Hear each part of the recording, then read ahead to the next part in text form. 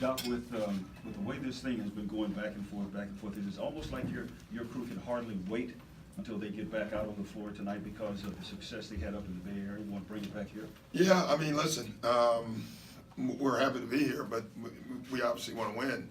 We haven't done well here yet, so we have to come out and play well. We do understand that. I think our guys, listen, they were excited about winning up there, but it wasn't like we were having a celebration in the locker room. I think our guys kind of understood that we got a lot of work to do.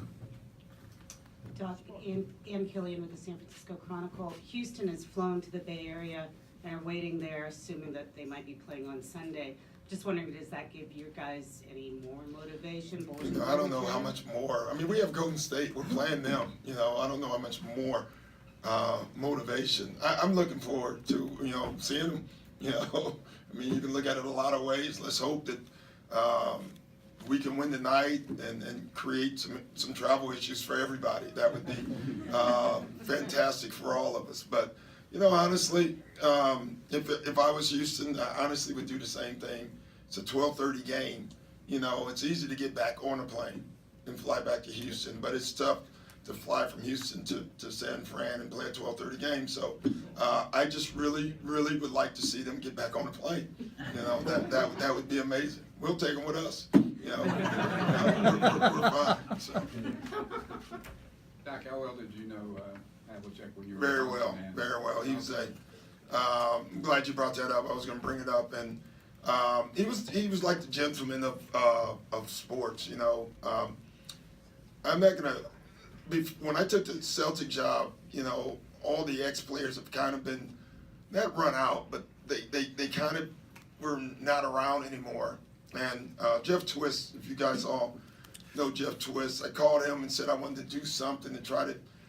I'm coaching this franchise, and I'm thinking, my goodness, I want to see them around. And so Jeff and I came up with this letter that we wrote literally every single player that ever played put on a Celtic uniform. We send it out the next day. John Havlicek walks into the gym, and in typical John Havlicek way, he walks up to me and introduced himself. He said, "Hi, I'm John Havlicek," like I didn't know, but that was who he was. And from that point on, he was always around. He was just fantastic, just such a good human being. I mean, it's what all our players really like. If you could model our players and how we wanted them to be, he was a fierce competitor. He had amazing humility, and he was a gentleman. Like, if we could model all of us like that, we would be in great state as a league. He was also one of the pioneers as far as being a sixth man. Yeah. Behind Frank Ramsey, and now you've seen the evolution and you see what Lou does. Yeah. Is that something that is a veteran player the type of player that can handle that better than anybody else? Usually it's a veteran, but remember Trez is young and he's doing it. But usually it's a veteran player. It actually changed my thinking being there because not only him, but Dave Cowens. They had so many guys. Kevin McHale. They had so many guys that came off the bench, and we were able to use that to our advantage in Boston. And since I've been here, I had Jamal. I've been able to use it, and I use them all the time when I hear I don't want to I want to start. And John Havlicek, it literally is John Havlicek didn't start, and Kevin McHale didn't start for part of his career. Ginobili did it as well, and so it really helped for sure. Do you have to explain to your players who they are? No, not anymore. I think years ago you actually did. I think NBA TV and all the old games. I think our guys, our league is in the best place they've ever been as far as the knowledge of the league. I really do. Of course, I don't know if Shea knows that I play. And he probably shouldn't.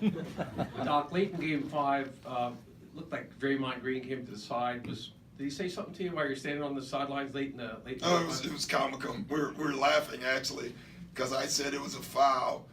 I said, man, that was a foul. He said, no, it wasn't. And he comes over and hugs me and says, let's look at the video together. And that's what we were doing. I looked over at Tom Izzo, and he was dying laughing. We did. We looked at the video, and of course, Draymond thought it wasn't a foul. I thought it was a foul. That's why he walked away, because I didn't agree with him anymore. Doc, some of the recaps of Game 5 said this was a surprising win for the Clippers. What do you think of that word, surprising? It's, again, we can use material all day. Like, sometimes as a coach, you kind of try to find locker room bulletin board. I mean, every second we have something. I've yet to hear that we played well. I really haven't. I heard every day that since that game, how they didn't play hard, they didn't have focus, they didn't play well. I've yet to hear that we played well, that we were even there, and so that's fine. But I get that. Like, honestly, they deserve that, and so, like, I have no problem with it. I think it does piss some of our guys off, and I'm fine with that too. But I look at them, man, listen, they've won 2 out of 3, right? 3 out of 4. They get everything they deserve, and they should. Doc, kind of on that note, when you were in Boston in the 2008 season and Atlanta got you guys to 7 games in the first round, how did you guys kind of go through that series and wrestle with it and what it meant afterwards? Well, I think it was different for us because we hadn't been on any journey together, and so I actually said before the series, the only thing I'm scared of, we hadn't gone through anything. We had a year that year, but we actually didn't have, I don't think we lost 2 games in a row. We had no turmoil, and I was concerned that when it happened, I didn't know how we were going to react. So for us, we used it to our benefit. It was great for us. I think they've been through some turmoil before, so I'm sure they'll handle it different than we did. Doc, you've had opportunity to talk about how resilient your team is this year. Just take you back to the trade deadline. You trade Tobias Harris. As a coach, everything you'd been through to get to that point, you must have swallowed hard. I did. That was an emotional night, because I loved that group that we had, and I kept thinking, when I knew that it could happen. Obviously I was involved and listening, and it's tough from a coaching standpoint, and this is just another great reason why I'm not the GM, because I would have had to make that call alone, and that would have been a hard call, and it was the right call. And going to tell Tobias and those guys, but more importantly, going to tell the guys that were left that we're still going to win. I don't know if they believed it early. They couldn't have. But I think, fortunately for us, our first game as a group was a game in Boston where we were down 28, and we came back and won the game on the road. And Sham was huge in that game. Zoop played well. JaMychal played well. I think that rekindled the guys who are already there. I think that saved our season. Doc, can you talk about the amazingness of Lou Williams as far as him taking over a game and, dominating, and as far as even KD trying to defend him? As a coach, what do you do, and how surprised and amazed are you at his performance? I just sit there. I get out of the way, honestly. That's when, I think the playoffs are the best time for players because, you call the set, and you tell them how you want to play, and then you just sit there and you watch, just like you. And when Lou makes a shot, you're like, we need another one. You really do. And Lou's amazing. He's I like what he's doing. He's scoring, but he's also really passing well for us too. And he's going to have to do that tonight again. Doc, you talk about a young guy coming off the bench. Trez has been impactful all season, but on this stage, what do you make of his play? It's been awesome. Trez is just a relentless kid. Like, him and Pat, are cut from the same cloth, kind of. They I don't know why, but they do. They feel everybody's against them. They've been wronged 10 times already today somehow. And they turn that into energy, and they do it every game, every day, every moment. You can say a wrong thing in practice, like, to them, either one, and it's an issue in a good way. And that edge is good for our team. And I think that allows Trez to perform on the stage because it's not about the game almost for him. It's about the competition and proving someone wrong, and I think that's good for him.